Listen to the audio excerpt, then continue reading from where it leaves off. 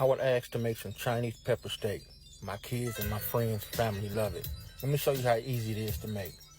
First, get you some steak, cut it thin or buy some thin cut. I went with flat meat because it's thin and it's easy to cut and it's easy to marinate. It costs a little more, but it gets the job done. Now go ahead and marinate your steak ahead of time. And don't worry about it. All the measurements and all the ingredients will be in the description, so don't trip.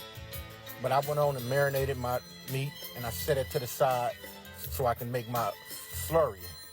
Now the slurry, it's not hard, it's not easy. You know, you just gotta have the right ingredients. So I went with a quarter cup of soy sauce, dark soy sauce, a quarter cup of hoisin sauce, a quarter cup of oyster sauce, a cup of water, a tablespoon of palm sugar, a tablespoon of ginger, and a tablespoon of garlic, and a half a tablespoon of white pepper. If you don't have white pepper, dark works just fine. Now you want to get at a good mixing and set it to the side. So I prepared my veggies, which I went with a whole onion, a bell pepper, and I had a bag of sliced bell peppers that come frozen. So you can get them frozen fresh any way you want, you know. And you cook everything over high heat. Everything must be high heat.